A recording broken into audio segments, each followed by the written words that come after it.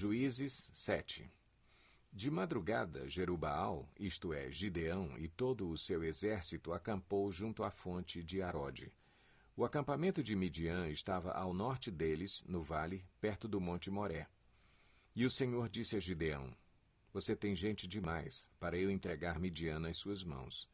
A fim de que Israel não se orgulhe contra mim, dizendo que a sua própria força o libertou, anuncie, pois, ao povo que todo aquele que estiver tremendo de medo poderá ir embora do monte Gileade. Então 22.000 homens partiram, e ficaram apenas 10.000. Mas o Senhor tornou a dizer a Gideão: Ainda há gente demais.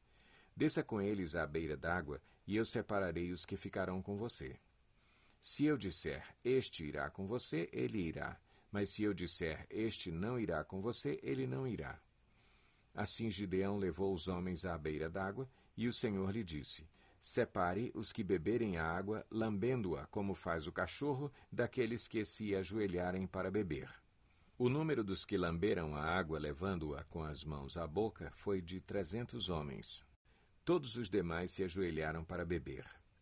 O Senhor disse a Gideão: Com os 300 homens que lamberam a água, livrarei vocês e entregarei os midianitas nas suas mãos. Mande para casa todos os outros homens. Gideão mandou os israelitas para as suas tendas, mas reteve os 300. E estes ficaram com as provisões e as trombetas dos que partiram. O acampamento de Midian ficava abaixo deles, no vale. Naquela noite, o Senhor disse a Gideão: Levante-se e desça ao acampamento, pois vou entregá-lo nas suas mãos. Se você está com medo de atacá-los, desça ao acampamento com o seu servo Pura e ouça o que estiverem dizendo. Depois disso, você terá coragem para atacar. Então ele e o seu servo Pura desceram até os postos avançados do acampamento. Os midianitas, os amalequitas e todos os outros povos que vinham do leste haviam se instalado no vale. Eram numerosos como nuvens de gafanhotos. Assim como não se pode contar a areia da praia, também não se podia contar os seus camelos. Gideão chegou bem no momento em que um homem estava contando seu sonho a um amigo. Tive um sonho, dizia ele. Um pão de cevada vinha rolando dentro do acampamento midianita e atingiu a tenda com tanta força que ela tombou e se desmontou. Seu amigo respondeu: Não pode ser outra coisa senão a espada de Gideão, filho de Joás, o israelita. Deus entregou os midianitas e todo o acampamento nas mãos dele. Quando Gideão ouviu o sonho e a sua interpretação, adorou a Deus. Voltou para o acampamento de Israel e gritou: Levantem-se! O Senhor entregou o acampamento midianita nas mãos de vocês. Dividiu os 300 homens em 3 companhias e pôs nas mãos de todos eles trombetas e jarros vazios com tochas dentro. E ele lhes disse: Observem-me, façam o que eu fizer. Quando eu chegar à extremidade do acampamento, façam o que eu fizer. Quando eu e os que estiverem comigo tocarmos as nossas trombetas ao redor do acampamento, toquem as suas e gritem: Pelo Senhor e por Gideão. Gideão e os 100 homens que o acompanhavam chegaram aos postos avançados do acampamento pouco depois da meia-noite, assim que foram trocadas as sentinelas. Então tocaram as suas trombetas e quebraram os jarros que tinham nas mãos. As 3 companhias tocaram as trombetas e despedaçaram os jarros, empunhando as tochas com a mão esquerda e as trombetas com a direita, gritaram: À espada, pelo Senhor e por Gideão. Cada homem mantinha a sua posição em torno do acampamento e todos os midianitas fugiam, correndo e gritando. Quando as 300 trombetas soaram, o Senhor fez que em todo o acampamento os homens se voltassem uns contra os outros com as suas espadas. Mas muitos fugiram para Bet-sita, na direção de Zererá, até a fronteira de Abel-meolá, perto de Tabate. Os israelitas de Naftali, de Azer e de todo o Manassés foram convocados e perseguiram os midianitas. Gideão enviou mensageiros a todos os montes de Efraim, dizendo: Desçam para atacar os midianitas e cerquem as águas do Jordão à frente deles até Bet-bara. Foram, pois, convocados todos os homens de Efraim, e eles ocuparam as águas do Jordão até Bet-bara. Eles prenderam 2 líderes midianitas, Oreb e Zeebe. Mataram Oreb na rocha de Oreb e Zeebe no tanque de prensar uvas de Zeebe. E, depois de perseguir os midianitas, trouxeram a cabeça de Oreb e a de Zeebe a Gideão, que estava do outro lado do Jordão.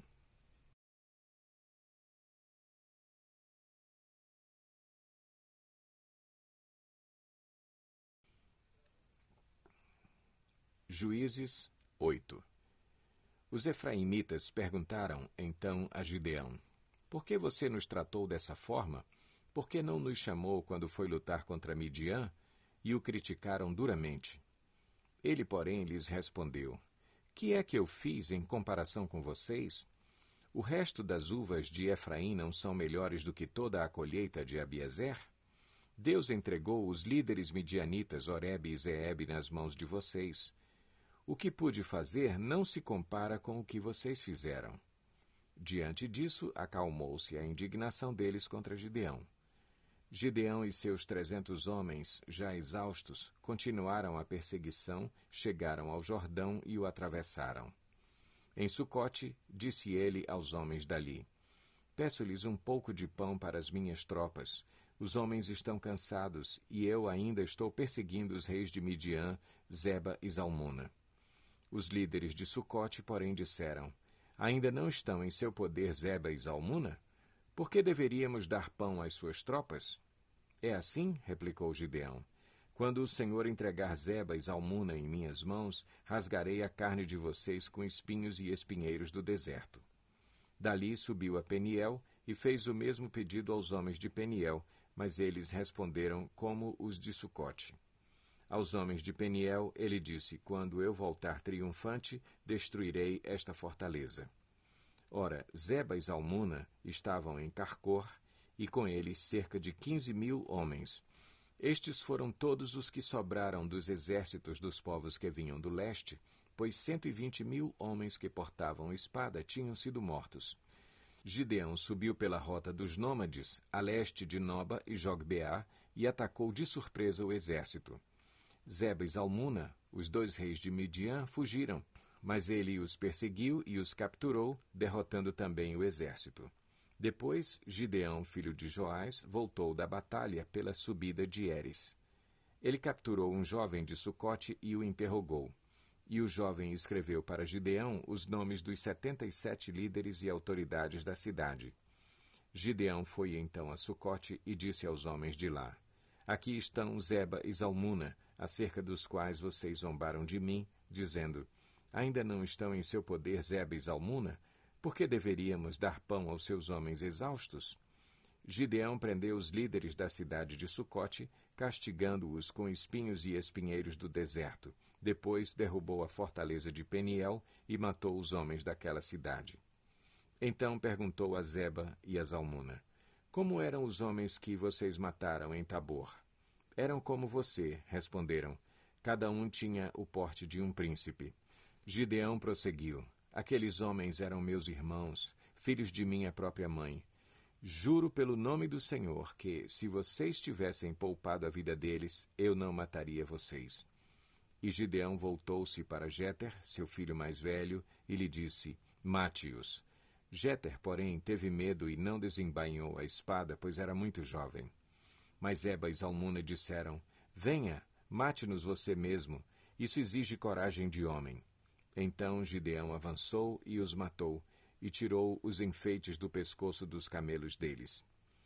Os israelitas disseram a Gideão: Reine sobre nós, você, seu filho e seu neto, pois você nos libertou das mãos de Midian. Não reinarei sobre vocês, respondeu-lhe Gideão, nem meu filho reinará sobre vocês.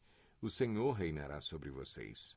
E prosseguiu: Só lhes faço um pedido, que cada um de vocês me dê um brinco da sua parte dos despojos. Os ismaelitas costumavam usar brincos de ouro. Eles responderam: De boa vontade os daremos a você. Então estenderam uma capa, e cada homem jogou sobre ela um brinco tirado dos seus despojos. O peso dos brincos de ouro chegou a 20,5 kg, sem contar os enfeites, os pendentes e as roupas de púrpura que os reis de Midian usavam e os colares que estavam no pescoço de seus camelos. Gideão usou o ouro para fazer um manto sacerdotal que ele colocou em sua cidade, em Ofra. Todo o Israel prostituiu-se, fazendo dele objeto de adoração, e veio a ser uma armadilha para Gideão e sua família. Assim, Midian foi subjugado pelos israelitas e não tornou a erguer a cabeça. Durante a vida de Gideão, a terra desfrutou paz 40 anos. Jerubaal, filho de Joás, retirou-se e foi para casa, onde ficou morando. Teve 70 filhos, todos gerados por ele, pois tinha muitas mulheres. Sua concubina, que morava em Siquém, também lhe deu um filho, a quem ele deu o nome de Abimeleque. Gideão, filho de Joás, morreu em idade avançada e foi sepultado no túmulo de seu pai, Joás, em Ofra dos Abiesritas. Logo depois que Gideão morreu, os israelitas voltaram a prostituir-se com os Baalins, cultuando-os. Ergueram Baal-Berite como seu Deus e não se lembraram do Senhor, o seu Deus, que os tinha livrado das mãos dos seus inimigos em redor. Também não foram bondosos com a família de Jerubaal, isto é, Gideão, pois não reconheceram todo o bem que ele tinha feito a Israel.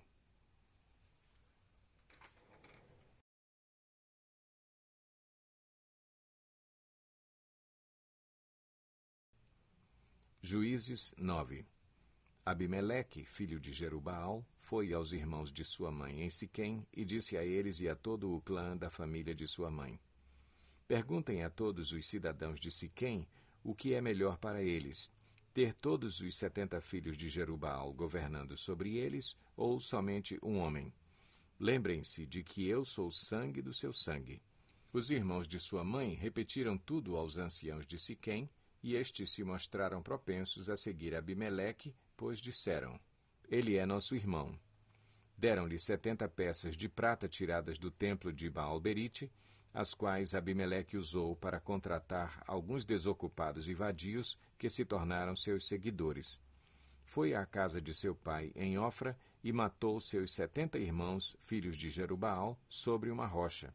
Mas Jotão, o filho mais novo de Jerubaal, escondeu-se e escapou. Então todos os cidadãos de Siquém e de Bet-Milo reuniram-se ao lado do carvalho, junto à coluna de Siquém, para coroar Abimeleque rei. Quando Jotão soube disso, subiu ao topo do monte Gerizim e gritou para eles: Ouçam-me, cidadãos de Siquém, para que Deus os ouça. Certo dia, as árvores saíram para ungir um rei para si. Disseram à oliveira: Seja o nosso rei. A oliveira, porém, respondeu: Deveria eu renunciar ao meu azeite, com o qual se presta honra aos deuses e aos homens, para dominar sobre as árvores? Então as árvores disseram à figueira: Venha ser o nosso rei. A figueira, porém, respondeu: Deveria eu renunciar ao meu fruto saboroso e doce para dominar sobre as árvores? Depois as árvores disseram à videira: Venha ser o nosso rei. A videira, porém, respondeu: Deveria eu renunciar ao meu vinho que alegra os deuses e os homens para ter domínio sobre as árvores? Finalmente todas as árvores disseram ao espinheiro: Venha ser o nosso rei. O espinheiro disse às árvores: Se querem realmente ungir-me rei sobre vocês, venham abrigar-se à minha sombra. Do contrário, sairá fogo do espinheiro e consumirá até os cedros do Líbano. Será que vocês agiram de fato com sinceridade quando fizeram Abimeleque rei? Foram justos com Jerubaal e sua família, como ele merecia? Meu pai lutou por vocês e arriscou a vida para livrá-los das mãos de Midian. Hoje, porém, vocês se revoltaram contra a família de meu pai, mataram seus 70 filhos sobre a mesma rocha e proclamaram Abimeleque, o filho de sua escrava, rei sobre os cidadãos de Siquém pelo fato de ser irmão de vocês. Se hoje vocês de fato agiram com sinceridade para com Jerubaal e sua família, alegrem-se com Abimeleque e alegre-se ele com vocês. Entretanto, se não foi assim, que saia fogo de Abimeleque e consuma os cidadãos de Siquém e de Bet-Milo, e que saia fogo dos cidadãos de Siquém e de Bet-Milo e consuma Abimeleque. Depois Jotão fugiu para Beer, onde ficou morando, longe de seu irmão Abimeleque. Fazia 3 anos que Abimeleque governava Israel, quando Deus enviou um espírito maligno entre Abimeleque e os cidadãos de Siquém, e estes agiram traiçoeiramente contra Abimeleque. Isso aconteceu para que o crime contra os 70 filhos de Jerubaal, o derramamento do sangue deles, fosse vingado em seu irmão Abimeleque e nos cidadãos de Siquém que o ajudaram a assassinar os seus irmãos. Os cidadãos de Siquém enviaram homens para o alto das colinas para emboscarem os que passassem por ali, e Abimeleque foi informado disso. Nesse meio tempo, Gaal, filho de Ebed, mudou-se com seus parentes para Siquém, cujos cidadãos confiavam nele. Sucedeu que foram ao campo, colheram uvas, pisaram-nas e fizeram uma festa no templo do seu Deus. Comendo e bebendo, amaldiçoaram Abimeleque. Então Gaal, filho de Ebed, disse: Quem é Abimeleque para que o sirvamos? E quem é Siquém? Não é ele o filho de Jerubaal? E não é Zebul o seu representante? Sirvam aos homens de Amor, o pai de Siquém. Por que servir a Abimeleque? Ah, se eu tivesse esse povo sob o meu comando, eu me livraria de Abimeleque e lhe diria: mobilize o seu exército e venha. Quando Zebul, o governante da cidade, ouviu o que dizia Gaal, filho de Ebed, ficou indignado. Secretamente enviou mensageiros a Abimeleque, dizendo: Gaal, filho de Ebed, e seus parentes vieram a Siquém e estão agitando a cidade contra você.